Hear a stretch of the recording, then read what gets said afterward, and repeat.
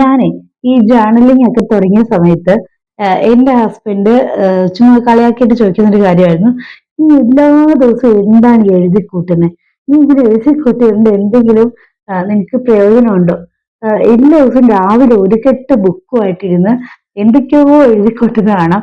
എന്നിട്ട് എന്തെങ്കിലും ഗുണം ഉണ്ടായെന്ന് വെച്ചു. ഓക്കെ.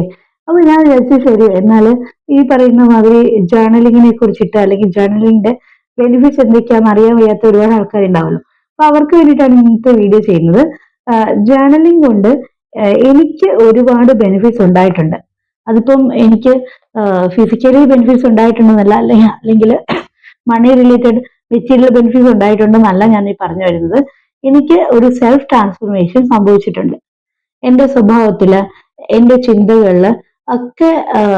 എനിക്ക് തന്നെ കൊള്ളാലോ, നീ കുറച്ച് മാറിയിട്ടുണ്ടല്ലോ എന്ന് തോന്നുന്ന തരത്തിലുള്ള മാറ്റങ്ങൾ സംഭവിച്ചുകൊണ്ടേ ഇരിക്കുന്നുണ്ട്.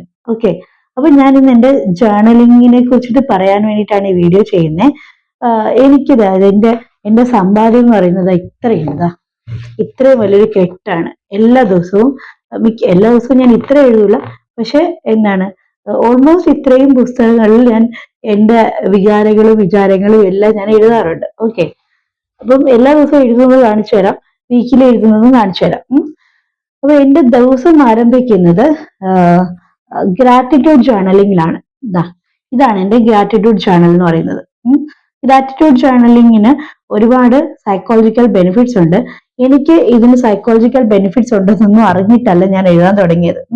ഗ്രാറ്റിറ്റ്യൂഡ് എന്ന് പറഞ്ഞു കഴിഞ്ഞാൽ നമ്മൾ നന്ദി പറയാം, എല്ലാത്തിനോടും നന്ദിയുള്ളവരായിരിക്കാം. ഈവൻ നമുക്ക് ശ്വസിക്കാൻ സാധിക്കുന്നതിന്, ഞാൻ ഇപ്പൊ നമുക്ക് കിട്ടിയിരിക്കുന്ന ടൈമിന്, എല്ലാത്തിനും നമ്മൾ നന്ദിയുള്ളവരായിരിക്കുക എന്നുള്ളതാണ് ഗ്രാറ്റിറ്റ്യൂഡ് പറയാന്നുകൊണ്ട് ഉദ്ദേശിക്കുന്നത്.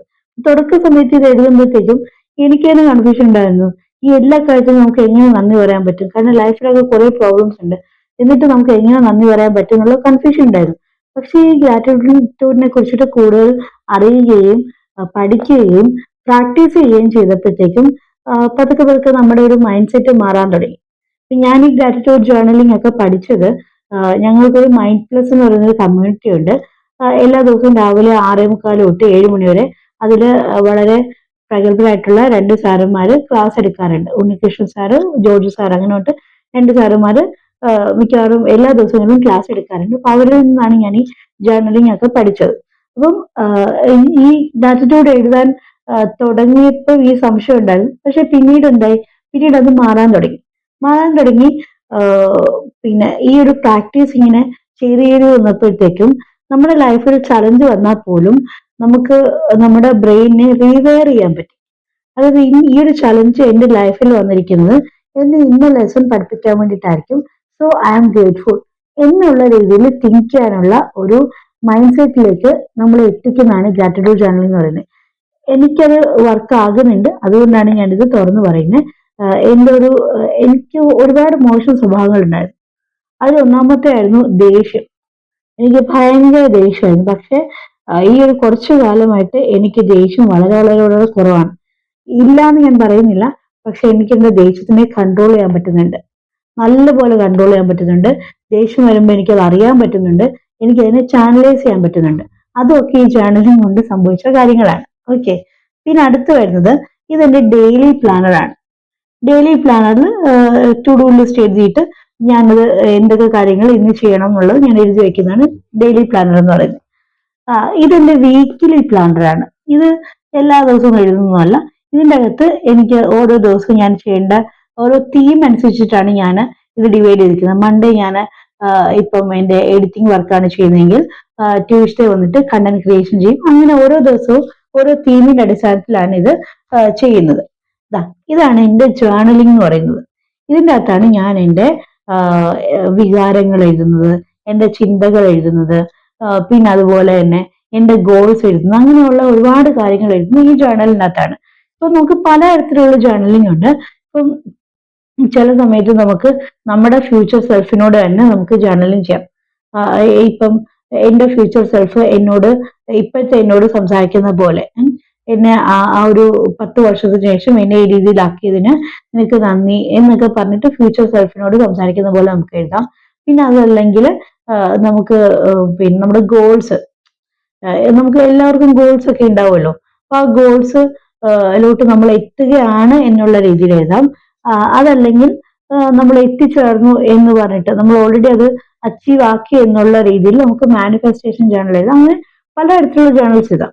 അതും അല്ലെങ്കിൽ നമുക്ക് ഒന്നും എഴുതാൻ തോന്നിയില്ലെങ്കിൽ നമുക്ക് അപ്പോൾ വരുന്ന ചിന്തകളും കാര്യങ്ങളും എന്തൊക്കെയാണ്, നമുക്ക് എന്തെങ്കിലും വിഷം വന്നിട്ടുള്ള കാര്യങ്ങളുണ്ടെങ്കിൽ അത് എഴുതാം. എന്നിട്ട് ഞാൻ അതിനെ എന്താണ് എന്റെ മനസ്സിൽ നിന്നും ഉപേക്ഷിച്ചുകൊണ്ടിരിക്കുകയാണ് അല്ലെങ്കിൽ ലെറ്റിംഗ് ഗോ ചെയ്തുകൊണ്ടിരിക്കുകയാണ് എന്നൊക്കെ ഉള്ള രീതിയിൽ എഴുതിയിട്ട് നമുക്ക് നമ്മുടെ ബ്രെയിനിനെ തന്നെ അല്ലെങ്കിൽ നമ്മളെ തന്നെ നമുക്ക് സ്വസ്ഥരാക്കാൻ പറ്റും.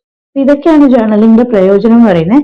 ഇത് ഞാൻ വാങ്ങിച്ച ഒരു ജേർണലാണ്. എനിക്കിത് ഭയങ്കര ഇഷ്ടപ്പെട്ടു. ഇതിന്റെ ഒരു കവറൊക്കെ ഇത് ഗൃഹഹാല എന്ന് പറഞ്ഞൊരു പിന്നെ ഇൻസ്റ്റാഗ്രാം പേജിൽ നിന്ന് വാങ്ങിച്ചതാണ്. ഇതിന്റെ അകത്ത് നമുക്ക് നമ്മുടെ മൂഡൊക്കെ എഴുതാം. ഓക്കെ, നമുക്ക് നമ്മൾക്ക് എന്തൊക്കെ മൂഡുണ്ട്, പിന്നെ നമുക്ക് ഒരുപാട് കാലമായിട്ട് സംസാരിച്ചിട്ടില്ലാത്ത ഒരു ഫ്രണ്ടിനെ വിളിച്ച് നമുക്ക് സംസാരിക്കാൻ തോന്നുവാണെങ്കിൽ എന്തൊക്കെ കാര്യങ്ങൾ ചെയ്യും, അങ്ങനെയൊക്കെ പറഞ്ഞിട്ട് നമ്മുടെ ഒരു മൂഡ് ട്രാക്കിംഗ് വേണമെങ്കിൽ പറയാം. പിന്നെ നമുക്ക് ആഗ്രഹിക്കുന്ന 10 കാര്യങ്ങൾ അല്ല, എന്താണ് മാറ്റണം തോന്നിയ കാര്യങ്ങൾ, അഭിമാനം തോന്നിയ കാര്യങ്ങൾ, കൃതജ്ഞത, നന്ദി തോന്നിയ ഒരു നിമിഷം, അങ്ങനെയൊക്കെയുള്ള ഒരുപാട് കാര്യങ്ങൾ എഴുതി വെക്കാൻ പറ്റുന്ന ഒരു ജേണലാണിത്. എനിക്ക് എന്റെ കവറൊക്കെ ഇഷ്ടപ്പെട്ടു, അതുകൊണ്ടാണ് ഞാൻ ഇത് വാങ്ങിച്ചത്. ഇത് ഞാൻ എനിക്ക് മൂടുള്ളപ്പോൾ എഴുതാറുള്ളൂ, അല്ലാതെ എപ്പോഴും ഒന്നും എഴുതാറില്ല. ഓക്കെ, ഇതൊക്കെയാണ് എന്റെ ജേണലിംഗ് എന്ന് പറയുന്നത്. അപ്പൊ ഇതുകൊണ്ട് എനിക്ക് അത്യാവശ്യം നല്ല ബെനിഫിറ്റ്സ് ഉണ്ടായിട്ടുണ്ട്. അതിൽ ഒന്നെന്ന് പറയുന്നത്, ഏറ്റവും പ്രധാനം എന്ന് പറയുന്നത് ദേഷ്യം കുറഞ്ഞു. ദേഷ്യം കുറഞ്ഞത് വളരെ നല്ലൊരു കാര്യമായിട്ടാണ് എനിക്ക് തോന്നുന്നത്. ഇല്ലാതായി എന്ന് പറയുന്നില്ല, ഉണ്ട്, പക്ഷെ അത് കുറഞ്ഞിട്ടുണ്ട്. പിന്നെ അതുപോലെ തന്നെ ആങ്സൈറ്റി. എന്റെ ചാനൽ കാണുന്ന ആൾക്കാർക്ക് അറിയായിരിക്കും, ഞങ്ങള് ഒരു അബ്രോഡ് മൈഗ്രേഷൻ കഴിഞ്ഞിട്ട് അത് അത്ര സക്സസ്ഫുൾ ഒന്നും ആകാതെ തിരിച്ചു വന്ന ആൾക്കാരാണ്. അപ്പൊ അതിനെ തുടർന്നിട്ടുള്ള ഫിനാൻഷ്യൽ ആങ്സൈറ്റി ഒക്കെ എനിക്ക് ഭയങ്കരമായിട്ടുണ്ടായിരുന്നു. ആ ആങ്സൈറ്റി ഡിപ്രഷനും ഒക്കെ എനിക്ക് കുറയ്ക്കാൻ കാരണമായത് ഈ ജേർണലിംഗ് ആണ്. പിന്നെ അതേപോലെ സെൽഫ് ലവ് എന്ന് പറയുന്ന കാര്യം പ്രാക്ടീസ് ചെയ്യാനും സെൽഫ് ട്രാൻസ്ഫോർമേഷനും ഒക്കെ ഈ പറയുന്ന ജേർണലിൽ സഹായിച്ചിട്ടുണ്ട്. അതേപോലെ ഗോൾ സെറ്റിംഗ് ജേർണൽ എന്റെ ബിസിനസ്സിൽ കൃത്യമായിട്ടുള്ള പ്ലാനിങ്ങും കാര്യങ്ങളും ഒക്കെ കൊണ്ടുവന്ന് അതിനെ അടിസ്ഥാനമാക്കി ജോലി ചെയ്യാൻ എനിക്ക് ഇൻസ്പിറേഷൻ തരുന്നുണ്ട്. ഇതൊക്കെയാണ് ജേർണലിംഗ് കൊണ്ട് എനിക്കുണ്ടായിട്ടുള്ള ഉപകാരങ്ങള്. ആൻഡ് റിലേഷൻഷിപ്പിന്റെ കാര്യം വരുമ്പോഴത്തേക്കും അവിടെയും എനിക്ക് ഗുണം ഉണ്ടായിട്ടുണ്ട്. നേരത്തെ എന്ന് വെച്ച് കഴിഞ്ഞാൽ എല്ലാ വീടുകളിലും ഉള്ള പോലത്തെ എല്ലാ വീടുകളിലും എന്ന് ഞാൻ പറയുന്നില്ല, എന്നാലും ഒരു മിക്ക വീടുകളിലും ഉള്ള മാതിരിയുള്ള അടിപിടി ബഹളങ്ങളൊക്കെ നമ്മുടെ വീട്ടിലും ഉണ്ടായിട്ടുണ്ട്. ഭയങ്കരമായിട്ടുള്ള വഴക്കുകൾ ഉണ്ടായിട്ടുണ്ട്. പക്ഷെ ഇപ്പം അതൊക്കെ ഒന്ന് മാറി വളരെ സമാധാനപരമായിട്ട് ജീവിതം മുന്നോട്ട് കൊണ്ടുപോകാൻ പറ്റുന്നുണ്ട്. അത് എന്റെ മൈൻഡ് സെറ്റ് മാറിയപ്പോൾ വന്നൊരു മാറ്റം കൂടിയാണ്. എനിക്ക് അങ്ങനെ പെട്ടെന്ന് ഇപ്പം ചില കാര്യങ്ങളൊന്നും അങ്ങനെ ഇറിറ്റേറ്റഡ് ആകുന്നില്ല. അപ്പൊ അതൊക്കെ ജേർണലിംഗിന്റെ ഒരു ബെനിഫിറ്റ് ആയിട്ട് തന്നെയാണ് എനിക്ക് തോന്നുന്നത്. അതുപോലെ തന്നെ മെഡിറ്റേഷൻ, അതും പ്രാക്ടീസ് ചെയ്യുന്നുണ്ട്. ഇതൊക്കെയാണ് ജേർണലിംഗിന്റെ മെഡിറ്റേഷന്റെ ഒക്കെ ഒരു ബെനിഫിറ്റ്സ് ആയിട്ട് എനിക്ക് പറയാനുള്ളത്. അപ്പൊ വീഡിയോ ഇഷ്ടപ്പെട്ടെങ്കിൽ ലൈക്ക് ചെയ്യുക, സബ്സ്ക്രൈബ് ചെയ്യുന്നത്, അതുപോലെ തന്നെ നിങ്ങളുടെ കമന്റുകൾ അറിയിക്കുക. അടുത്ത വീഡിയോയിൽ കാണുന്നതിന് വരെ ബൈ ബൈ.